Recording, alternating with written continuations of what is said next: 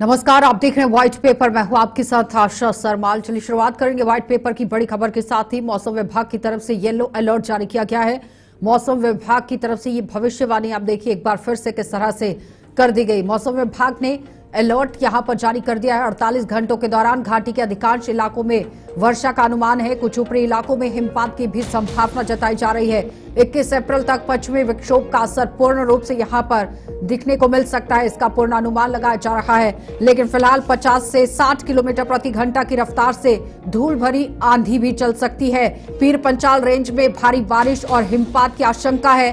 कश्मीर के अनंतनाग, पहलगाम, कुलगाम, संथन पास और शोपिया, पीर की गली, सोनमर्ग, जोजिला, बांडीपुरा, राजदान पास और गुलमर्ग और कुपवाड़ा, साधना पास में आंधी तूफान और गरज के साथ बारिश और ओले गिरने का भी पुनर्नुमान लगाया गया है। भूस्खलन की भी संभावनाएं बनी रहेंगी। नदी नालों का जलस्तर बढ़ सकता है। प्रशासन ने लोगों को जम्मू श्रीनगर राष्ट्रीय राजमार्ग पीर पंचाल रेंज पर सफर करने से पहले ट्रैफिक कंट्रोल रूम में संपर्क करने की सलाह दे दी है। मौसम विभाग ने यहां पर येलो अलर्ट जारी कर दिया है। मौसम विभाग ने 48 घंटों के दौरान घाटी के अधिकांश इलाकों में बारिश और ऊपरी इलाकों में हिमपात की यानी कि बर्फबारी की यहां संभावना जता दी है। 21 अप्रैल तक पश्चिमी विक्षोभ का असर रहने का पुनर्नुमान है। किसानों को 3 दिनों तक कृषि गतिविधियां स्थगित रखने की चेतावनी दी गई है। तो फिलहाल बड़ी अपडेट बताते चले। इससे पहले भी आपने देखा कि किस तरह से जम्मू कश्मीर के अंदर आंधी और तूफान का कहर देखा गया था, लेकिन जम्मू कश्मीर में अब यहां तूफान का जो तांडव है वो नहीं रुक रहा है। बिजली गिरने से 50 भेड़ों की पहले मौत हो गई थी। आंधी से 400 से ज्यादा बिजली के जो खंभे हैं वो उखड़ गए थे। और साथ ही साथ बताते चले कि इस तरह से ढांचा जो है चरमराता हुआ भी नजर आया, जिसमें बिजली के खंभे, मोबाइल टावर गिर गए और आंधी तूफान की वजह से कच्चे घरों की छतें तक उड़ गई थी। बिजली आपूर्ति पूरी तरह से ठप हो गई, क्योंकि पिछले दिनों आपने देखा किस तरह से बुधवार को आंधी और तूफान आया और उसके साथ साथ बारिश भी हुई, लेकिन किस तरह से पूरा ढांचा चरमरा गया बिजली को लेकर। मौसम विभाग ने अगले 2 दिन तक घाटी के अंदर बारिश रहने की संभावना जताई है। लेकिन फिलहाल आज का अपडेट आपके सामने रखा, जहां पर देखिए 50 से 60 किलोमीटर प्रति घंटा की रफ्तार से धूल भरी आंधी चल सकती है। इससे पहले पूरे देश के अंदर आप देखिए 1970 में किस तरह से सबसे ज्यादा खतरनाक चक्रवाती तूफान जो है वो यहां पर आया था, जिसे चक्रवाती तूफान भोला के नाम से जाना जाता है, जिसने 5 लाख लोगों की जान ले ली थी। लेकिन उसके बाद लगातार इस पर किस तरह से कार्रवाई करने की कोशिश की गई, क्योंकि नेचुरल क्लैमिटी है, इससे लड़ा तो नहीं जा सकता है, लेकिन एहतियात जरूर बरते जा सकते हैं। और विभाग की तरफ से एहतियात क्या कुछ बरते गए हैं और क्या बरतने की जरूरत है, इसी पर आज हम चर्चा करेंगे। चलिए पैनल की ओर बढ़ जाते हैं, क्योंकि चिंता का विषय ये पिछले 2 दिन पहले भी रहा और अब अगर मौसम विभाग की तरफ से येलो अलर्ट जारी किया गया है तो जाहिर तौर से क्या अब अरेंजमेंट्स किए गए हैं, इस पर सवाल उठ जाता है। अहमद अयाज हैं हमारे साथ, राजनीतिक विश्लेषक हैं। बहुत बहुत स्वागत अहमद जी जुड़ने के लिए। उनके साथ ही हमारे साथ हैं Mukhtar Ahmad, director meteorology department से हैं। आपका भी बहुत बहुत स्वागत मुश्ताक जी जुड़ने के लिए। और दिनेश मल्होत्रा है, राजनीतिक विश्लेषक हैं। आपका भी बहुत बहुत स्वागत दिनेश जी जुड़ने के लिए। मुख्तार जी, आप ही के पास सबसे पहले आऊंगी, अपडेट जरा साझा कीजिएगा, क्योंकि येलो अलर्ट मौसम विभाग की तरफ से जारी किया गया है। जी बिल्कुल, बहुत बहुत शुक्रिया। अभी जो वेस्टर्न डिस्टर्बेंस, आवाज को बढ़ा दीजिए। बोलिए बोलिए। आज दोपहर के बाद मौसम जो है क्लाउडी होना शुरू हुआ और उसके साथ साथ hello storm across different district, खासकर वैली के अंदर, डिस्ट्रिक्ट शोपियान, डिस्ट्रिक्ट कुलगाम के अंदर और इसी तरह डिस्ट्रिक्ट बारामूला, कुपवाड़ा, गांदरबल, इन सारे जगहों पे काफी मैस्यू जगह पे मैस्यू हेल स्टॉर्म हुआ है, जिससे रन जो है जो ऑर्चर्ड्स हैं या इसी तरह वेजिटेबल क्रॉप्स, इन सारे फसलों को जो है नुकसान हुआ है। और बारिशें खासकर इंटेंस शावर्स खासकर आज रात को हवाओं के साथ होने के चांसेस हैं, खासकर टुवर्ड्स मिडनाइट और उसके बाद जो है लेट नाइट अर्ली मॉर्निंग तक जो है रहेगा एक्टिविटी। फिर कल डे टाइम फोरनून में थोड़ा सा एक्टिविटी कम रहने के चांसेस हैं। दोपहर के बाद फिर एक्टिविटी जो है एक बार फिर बढ़ने के चांसेस हैं, इंटेंस शावर्स भी और उसके साथ साथ मूसलाधार बारिशों के साथ हेल स्टॉर्म, गस्टी विंड्स के भी चांसेस हैं। तो ये सिलसिला जो है लगभग 20 शाम तक रहेगा इंटरमिटेंटली।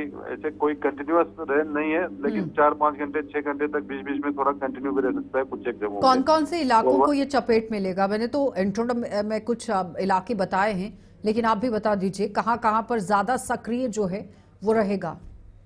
रात को जो है नॉर्थ कश्मीर के अंदर खासकर डिस्ट्रिक्ट कुपवारा, बारामूला, इसी तरह गांदरबल, सेंट्रल कश्मीर के अंदर भी श्रीनगर, बडगाम, इन जगहों पे जो है मॉडरेट टू हैवी बारिशों के चांसेस है। और कल जो है खासकर साउथ कश्मीर के अंदर और इसी तरह चिनाब वैली के डिस्ट्रिक्ट डोडा, किश्तवाड़, उधमपुर, रियासी, इन सारे जगहों पे जो है इंटेंस शावर्स होने के चांसेस हैं खासकर टुवर्ड्स आफ्टरनून। और उसके साथ साथ थंडरस्टॉर्म, लाइटनिंग के भी चांसेस है। बाकी पहाड़ी इलाकों में जो है आपका बर्फबारी के भी चांसेस हैं, खासकर Mughal road, Sinthan top, Margan top, इन सारे जगहों पे, राजदान पास, जोजिला पास की बात करें तो इन जगहों पे जो है बर्फबारी के भी चांसेस हैं। लगभग 3-4 इंच से लेकर 7-8 इंच, 10 इंच तक की भी बर्फबारी हो सकती है। ठीक है मुख्तार जी। दिनेश जी, अगर मैं आपके पास आऊं, 2 दिन पहले आपने देखा जो तांडव मचा, चाहे वो जम्मू है, कश्मीर है, हर जगह पर बिजली का ढांचा चरमरा गया, मोबाइल टावर गिर गए, उसके बाद आपने देखा घरों का भी नुकसान किस तरह से हुआ। क्या लगता है कि इस वक्त डिजास्टर मैनेजमेंट को लेकर किस तरह से काम करने की जरूरत थी? क्योंकि प्राकृतिक आपदा है, इससे लड़ा तो नहीं जा सकता है, लेकिन एहतियात तो जरूर बरते जा सकते हैं। किस तरह के एहतियात बरतने की जरूरत थी? देखिए आशा जी, सबसे पहले आपका शुक्रिया। मेरे दोनों जो को पैनलिस्ट है, मेरी तरफ से दोनों को गुड इवनिंग। मुख्तार जी मेरी बात से सहमत होंगे, अहमद जी भी मेरी बात से सहमत होंगे, क्योंकि हमने जो नेचर का दोहन किया है शेमलेसली, हम लोग नेचर को इस तरह से एक्सप्लॉइट कर रहे हैं, उसका रिजल्ट तो निकलेगा। जो ये जो एक्सट्रीम वेदर कंडीशन हो रही है, आपने परसों देखा होगा किस तरह से तूफान है, उसके बाद कितनी बारिश आई। ये कभी ऐसा होता नहीं है, क्योंकि ये सब क्लाइमेट चेंज का इम्पैक्ट है। हम लोगों ने अपने सहूलियत के लिए हमने नेचर को बड़ा बेशर्मी से, बड़ी मतलब मैं कहूँ कि बड़ी इनह्यूमन तरीके से हमने नेचर को एक्सप्लॉइट किया। उसका ये रिजल्ट है। अब हम ये सिस्टम अभी शुरुआत हुई है। अभी आने वाले दिनों में आप देखेंगे ग्लेशियर भी मेल्ट हो रहे हैं। कभी जब बारिश होगी तो बारिश इतनी ज्यादा होगी, मतलब एक्सट्रीम फ्लड आ जाएंगे, सर्दी ज्यादा होगी। तो आशा जी ऐसा है कि ये जो नेचर को हमने एक्सप्लॉइट किया, उसका रिजल्ट हम झेलने में तैयार हैं। वो कह रहे हैं कि नेचर के साथ जो खिलवाड़ हुआ है उसकी वजह से इस तरह से हो रहा है, लेकिन सरकार तो दावा करती है कि विकास किया जा रहा है, सड़कें बनाई जा रही हैं, रोड कटिंग के लिए इस तरह से पहाड़ों का काटना जरूरी है, पेड़ों का काटना जरूरी है। लेकिन आपको नहीं लगता है कि अगर कहीं से पेड़ कट रहे हैं, 2 कट रहे हैं, तो फिर 20 लगाने की भी जरूरत है?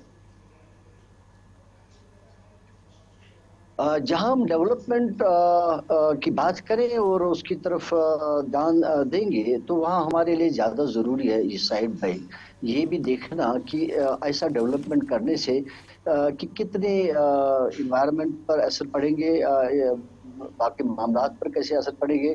अगर रोड बनानी है तो उसके साथ साथ कैसे हम बैलेंस करें कि बाकी दीगर चीज़ों पर असरात ना हो। जैसे हम अभी वेस्टर्न डिस्टर्बेंस की बात कर रहे हैं, तो अंदेशा है क्योंकि जम्मू कश्मीर एक ऐसा इलाका की जो इस सद में, इस खतरे में हर वक्त रहता है। और अगर हम इन चीज़ों को डेवलपमेंट के साथ साथ ध्यान ना करें, ध्यान ना दे दें, अगर हम अपने एनवायरनमेंट को खुद ना बचाएं, गवर्नमेंट उसके लिए इकदाम ना करे, अगर हमारे पास कानून भी है इसको बचाने के लिए, और फिर भी हम देख लेते हैं जैसे हमारे दोस्त ने पहले बता दिया, जो हमारे पैनलिस्ट हैं उन्होंने बता दिया कि हमने कौन सी तबाही मचा के रखी है, और हमारे पास कोई सिस्टम भी नहीं है इसको कम बैक करने के लिए प्रॉपरली। हमने देखा है 2014 का फ्लड हमारे सामने है, तो क्या तूफान मच गया उस टाइम, और हम ये मान के चलते थे कि शायद इसको देखकर आइंदा हम ऐसे इकदाम उठाएंगे कि अगर ऐसी सिचुएशन कभी आ भी जाएगी तो लेकिन हम शायद बच पाएंगे। लेकिन नहीं लग रहा है कि हमने कोई सबक सीखा वो लेकर। हो सकता है हमने इन्वेस्टमेंट करी होगी, कोई रिजल्ट जो है वो नहीं रहा है। हमारे आबी पनागाहें जो है, जो हमारे वाटर बॉडीज है, चाहे उनको इंक्रोचमेंट किया जा रहा है या वो स्लिट आ चुकी है, उनमें उनको ड्रेजिंग नहीं की गई है, या हमारे जो इरिगेशन कैनाल्स है उनके ऊपर कंस्ट्रक्शन बेतहाशा की गई है। हमने कोई प्लान तरीके से इन चीज़ को नहीं देखा कि कभी कभी जैसे पहले कभी पानी बढ़ भी जाता था तो फिर ये इन नाल्स के कनाल्स के जरिए बह जाता था। लेकिन अब हम देख रहे हैं कि 2 दिन का नॉर्मल अगर वेदर खराब होने से बारिश भी हो रही है तो हमारे सारा सिस्टम बैठ जाता है, हमारी गलियां सड़कें बंद हो जाती है। तो हमारे पास कोई सिस्टम ही नहीं है, निजाम मुख्तार ही जी, नहीं है। आवाज आ रही है क्या? हमारे पावर पोजीशन हमारे कट के आ रही है आवाज, कुछ नहीं, वहीं से बोलिए ना, दिक्कत है, बोलिए। यहाँ नहीं है। मुख्तार जी से मैं हमारे पूछ रही हूँ, पावर आवाज आ रही है पावर हाँ, मुख्तार सुन जी? रहा हूँ, सुन रहा हूँ, हमारे सुन रहा हमारे हमारे हमारे हमारे हम्म। पावर सप्लाईज का खतरा रहता है। तो इन टोटलिटी दो दो तीन चीजों से दो चार है हम। एक ये कि हमने अपने लेवल पर भी एडवांस में माहौल को बचा के नहीं रखा, ये जान के कि भाई अगर कभी ऐसे मामला हो सामने आ भी जाएंगे, क्योंकि नेचुरल मामला है तो हो भी सकता है, कुदरती बात है तो कभी हो भी सकता है, ऐसी बातें मुख्तार जी, ऐसी चीज सवाल आ भी यहाँ पर सकती है। ये तो है, ठीक है अहमद हमने इसको अयाज जी, कंपेयर करने मतलब के लिए हमें एहतियात बरतनी है, लेकिन अब तो टेक्नोलॉजी भी काफी वास्ट हो गई है, तो मौसम विज्ञान भी आप देखिए किस तरह से अलर्ट पहले ही जारी कर देता है। अलर्ट तो जारी हो जाता है, लेकिन एक सवाल यहाँ पर यह है कि ये अलर्ट ही है अलर्ट ना। जिस तरह से जारी होता है उससे पहले पहले एहतियात किस तरह से बरती जाए, इसके लिए मसूदा तैयार करने की जरूरत है डिपार्टमेंट को, नहीं? मुख्तार जी। जी जी बिल्कुल बिल्कुल। हमारे पास अहमद जी, एक सेकेंड वेट कीजिए ना। मुख्तार जी। हाँ जी बिल्कुल, इसमें कोई दोहराई नहीं है। जैसे विंड स्टॉर्म का या हेल स्टॉर्म का जैसे अलर्ट दिया है, थंडर स्टॉर्म लाइटनिंग का अलर्ट दिया है, हैवी रेन का अलर्ट दिया है, तो इसके कारण जो है आपको थोड़ा सा कुछ कुछ जो एहतियात बरतने की जरूरत है। खासकर जब थंडर स्टॉर्म लाइटनिंग होता है, इससे भी काफी ज्यादा डेथ्स हुए हैं पिछले 1-2 डिकेड के अंदर जम्मू कश्मीर के अंदर भी।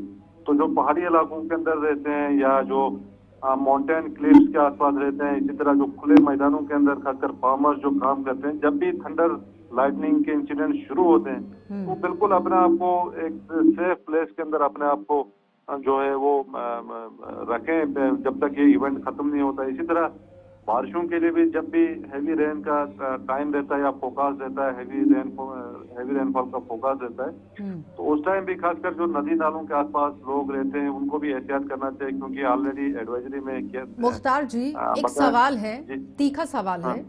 पिछली बार जब बुधवार को आपने देखा कि इस तरह से तूफान आ गया, एक मैसेज डिपार्टमेंट की तरफ से डाला गया, वो पहले डाला गया कि बाद में डाला गया, ये सोचना था।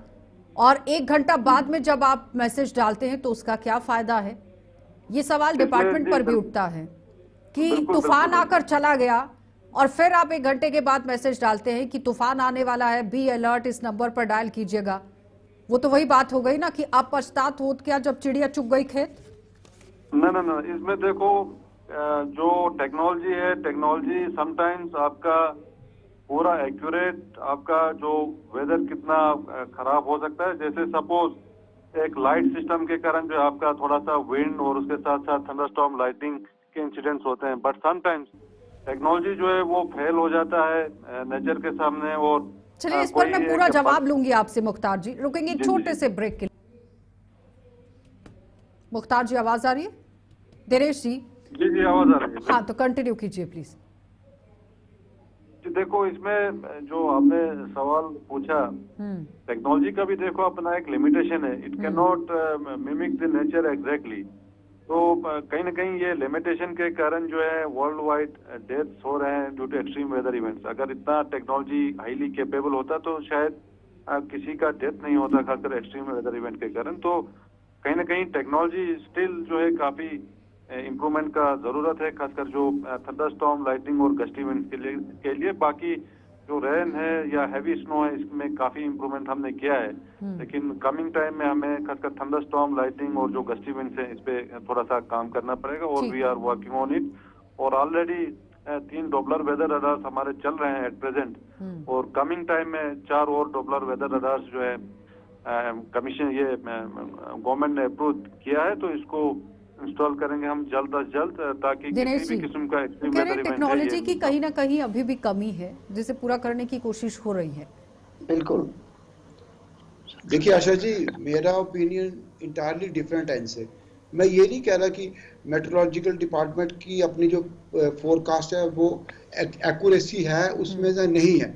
मेरा आर्गुमेंट ये है कि रीजन क्या है, आखिर इतने एक्सट्रीम वेदर कंडीशन क्यों हो रही है। अगर बारिश होती है तो बहुत ज्यादा होती है, ठंड होती है तो बहुत ज्यादा होती है, गर्मी होती है तो बहुत ज्यादा होती है। ये पहले ऐसा नहीं था। तो रीजन जो इंसान ने हमने अपने पर्सनल इंटरेस्ट के लिए अपने जिससे नेचर को एक्सप्लॉइट किया वो कारण है। तो अब टेक्नोलॉजी का जितना मर्जी हम इस्तेमाल करें, नेचर के आगे मुख्तार भी जी भी ये कह रहे हैं कि नेचर के आगे टेक्नोलॉजी काम नहीं कर सकती। जब तक हम नेचर का रिस्पेक्ट नहीं करेंगे, नेचर का दोहन नहीं करेंगे, ये चीजें होती रहेंगी। डिपार्टमेंट जो मर्जी करे, जितनी मर्जी वार्निंग दे, जितनी मर्जी फोरकास्ट करे, ये होता रहेगा।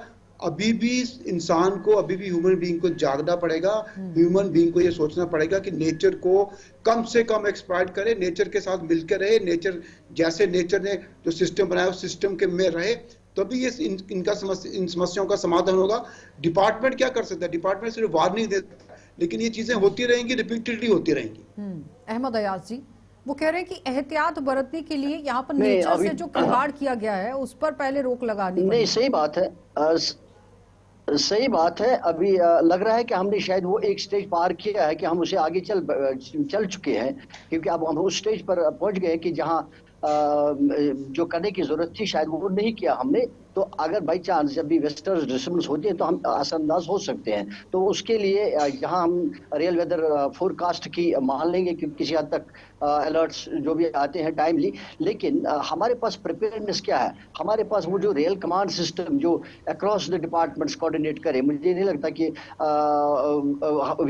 वी हैव स्ट्रेंथन दैट कि हम इमरजेंसीज में जो भी इमरजेंसीज पैदा हो सकती है किसी भी ऐसी सिचुएशन में, तो आई डोंट सी कि हम उसको कम बैक करने की पोजीशन में है। हमने देखा है कि अगर कहीं थोड़ा सा पानी भी जमा हो जाता है, क्योंकि हमारा सिस्टम थोड़ा बिगड़ा हुआ है और हमने उस पर ध्यान भी नहीं दिया है कि जहां हम बैलेंस करने की बात करेंगे, अगर डेवलपमेंट कर रहे हैं वहां हम ये भी देख रहे हैं कि हमने प्रिपेयरनेस के लिए भी कुछ कर भी नहीं रहे कि श्योरली अगर 3 दिन तक बारिश गिर जाएगी तो शायद सारा श्रीनगर का सिटी अगर मिलेंगे, शायद श्रीनगर फट सकता है सारा अभी 2 दिन पहले लगातार जो बारिश से। तूफान तो आया हमारे पास है कोई और उसमें निजाम जो नहीं है बिजली उसको का कम बैक करने के लिए। हाँ ठीक है अहमद अयाज जी। दिनेश जी 2 दिन पहले जो बुधवार को तो आपने देखा हमारे आंधी पास तूफान आया, अभी उसमें जो बिजली का ढांचा चरमरा गया है, पूरी तरह से उसकी बहाली नहीं हो पाई है। और अगर आने वाले समय में जिस तरह से येलो अलर्ट किया गया है मौसम विभाग की तरफ से, तो मौसम विभाग अलर्ट करने के बाद अब आगे जिम्मेदारी डिपार्टमेंट्स की बनती है कि आपने पहले कितनी राहत दे दी है और अब आगे एहतियात बरतेंगे। देखिए आशा जी, मुझे लगता है कि अब जितने भी डिपार्टमेंट्स हैं, जो भी रिलेटेड डिपार्टमेंट है, उनको ये प्रिपेयर रहना चाहिए कि अब जो क्लाइमेट चेंज का इम्पैक्ट है, इसमें एक्सट्रीम वेदर कंडीशन होगी। जब बारिश आएगी तो बहुत ज्यादा आएगी, जब तूफान आएगा बहुत ज्यादा आएगा। इसलिए जो अपना इंफ्रास्ट्रक्चर है, चाहे पावर डेवलपमेंट डिपार्टमेंट का है, चाहे पीएचई का है, चाहे और डिपार्टमेंट है, उनको उसी तरह का अपना इंफ्रास्ट्रक्चर बनाना चाहिए कि हमें एक्सट्रीम वेदर कंडीशन को फेस करने के लिए तैयार रहना चाहिए। अब वैसा नहीं है कि बारिश आएगी तो कम आएगी, अगर बारिश आएगी तो बहुत ज्यादा आएगी, गर्मी होगी बहुत ज्यादा होगी। इसलिए अब सभी डिपार्टमेंट को अब इसी हिसाब से अपना सिस्टम बनाना चाहिए कि हम एक्सट्रीम वेदर कंडीशन को कैसे फेस करें। अब मुख्तार जी, किस तरह के प्रिकॉशंस लेने की इस वक्त जरूरत है? हेलो जी, इस वक्त एहतियात किस तरह से बरते जाएं? प्रिकॉशंस क्या क्या लिए जाने चाहिए? जी बिल्कुल, प्रिकॉशंस देखो, ऑलरेडी फोकास पिछले कई दिनों से गर्दिश कर रहा है और through media, through social media और अलग अलग जो ट्विटर हैंडल है, हमारा व्हाट्सएप ग्रुप्स हैं, तो ऑलरेडी कहा गया है कि आप अपना जो ट्रैवल प्लान है एक तो उसको अकॉर्डिंगली बनाए, मौसम को मद्देनजर रखते हुए। और उसके साथ साथ थंडरस्टॉर्म लाइटनिंग के कारण भी काफी ज्यादा डेथ्स हुए हैं ओवर द ईयर, तो इन चीजों को भी थोड़ा सा एहतियात करने की जरूरत है। खासकर जो पहाड़ी इलाकों के अंदर लोग रहते हैं या जो खेतों में काम करते हैं, ऑर्चर्ड्स में काम करते हैं, इन जगहों पे भी जो है फार्मर्स खासकर, तो उनको भी ये एहतियात करने की जरूरत है। जब भी थंडरस्टॉर्म लाइटनिंग के इंसिडेंट्स शुरू होते ही उनको अपने आप को किसी सेफ प्लेस पे अपने आप को इंश्योर करना है। और उसके बगैर लैंडस्लाइड, शूटिंग स्टोन्स, मडस्लाइड्स हमेशा रहते हैं जब भी बारिशें होती है, क्योंकि मोस्ट ऑफ द डिस्ट्रिक्ट जो है वो हिली डिस्ट्रिक्ट हैं जम्मू कश्मीर के अंदर। तो जो ट्रेवलर्स हैं, आम लोग हैं, ट्रांसपोर्टर्स हैं, वो अपना ट्रैवल प्लान जो है जब भी मौसम खराब रहता है बिल्कुल अवॉइड करना चाहिए, जब तक जरूरी ना हो, जब तक बिल्कुल इमरजेंसी टाइप का ना हो। तो बिल्कुल एहतियात करने से ही लोगों की जान जो है थोड़ी सी मतलब बच सकती है कोई अनटोवर्ड इंसिडेंट से। और इसी तरह पहाड़ी इलाकों के अंदर बर्फबारी के चांसेस हैं, इसके कारण भी जो टूरिस्ट हैं या बाकी लेबर्स मूवमेंट करते हैं आगे पीछे, इसी तरह जो लोकल लोग हैं, तो किसी भी किस्म का अनटुवर्ड इंसिडेंट ना हो, खासकर बर्फबारी के कारण भी पहाड़ी इलाकों के अंदर, तो अपना ट्रैवल प्लान जो है बिल्कुल अकॉर्डिंगली बनाए। और जो नदी नालों के आसपास लोग रहते हैं, वाटर लेवल बढ़ने की भी संभावना है क्या? बिल्कुल, वाटर लेवल भी बढ़ने के चांसेस हैं। नदी नालों में खासकर यहाँ वैली के अंदर भी या लो लाइंग एरियाज में पानी जमा भी हो सकता है, खासकर जम्मू में भी और वैली के अंदर भी। तो बिल्कुल एहतियात करना चाहिए, खासकर नदी नालों के आसपास भी लोग रहते हैं। दिनेश जी, एक लास्ट कमेंट कीजिएगा प्लीज। वो कह रहे हैं कि एहतियात तो बरतनी पड़ेगी उस चीज के लिए मैं बात करूं? जी जी। हाँ, उस चीज के लिए मुझे लगता है कि दो चीजों को बहुत प्रायोरिटी पर लेना चाहिए, क्योंकि यहाँ हमारा जो कश्मीर का मामला है, वो टूरिस्ट्स भी आते हैं और रोड भी हमारा जम्मू श्रीनगर भी एक इशू रहता है। और दो चीजों को मुझे लगता है खास तौर पर ध्यान देने की जरूरत है। एक ये कि इस चीज को बहुत ही आम किया जाए, इंफॉर्मेशन अवेयरनेस जिसको हम कहेंगे आम लोगों तक पहुंच जाए, क्योंकि ये मुमकिन नहीं है कि हर एक तक टीवी में हमने बता दिया तो हर एक। हमें एक डिस्ट्रिक्ट लेवल्स पर जो भी लोकल एडमिनिस्ट्रेशन है, एक ऐसा निजाम बनाया जाए कि तकरीबन हर एक जागरूकता डाली जाए। जगह दिनेश जी, एक लास्ट कमेंट प्लीज। ठीक है दिनेश जी। देखिए, मैं अहमद जी की बात को पूरा इंडोर्स करता हूं, जो उन्होंने कहा कि इसको एक, अगर हमें पता है कि ये कंडीशन होनी है, मतलब एक्सट्रीम वेदर कंडीशन होनी है, तो ज्यादा से ज्यादा लोगों तक पहुंचाया जाए, ये मैसेज लोगों तक पहुंचाया जाए, कम से कम जानी नुकसान को कम से कम बचाया जाए। अभी पिछले बुधवार को 2-3 लोगों की मौत हो गई अनफॉर्चुनेटली। इन मौतों को अवॉइड करना चाहिए डिपार्टमेंट को, सरकार को ऐसा कोई स्टेप उठाना चाहिए। बहुत बहुत धन्यवाद दिनेश जी। मुख्तार जी, आपका भी धन्यवाद, और अहमद अयाज जी, आपका भी धन्यवाद। तो फिलहाल मौसम विभाग की तरफ से चेतावनी जारी की गई है कि अगले 2 दिनों में आप देखिए येलो अलर्ट जारी किया गया है कि किस तरह से बारिश हो सकती है, बर्फबारी हो सकती है। लोगों को घरों से बाहर नहीं निकलने के लिए अपील की जा रही है। नदी नालों के पास जो लोग रह रहे हैं उन्हें कहा गया है कि दूरी बनाएं और एहतियात बरतने की जरूरत है। और साथ ही साथ अगर आप अपने घरों से बाहर निकलने का प्लान बना रहे हैं तो सबसे पहले एडवाइजरी को फॉलो कीजिए, आप उसके बाद आगे बढ़ने की आपको कोशिश करनी चाहिए, क्योंकि मौसम विभाग की तरफ से येलो अलर्ट घोषित किया गया है। आप देखते रहिए कार्यक्रम।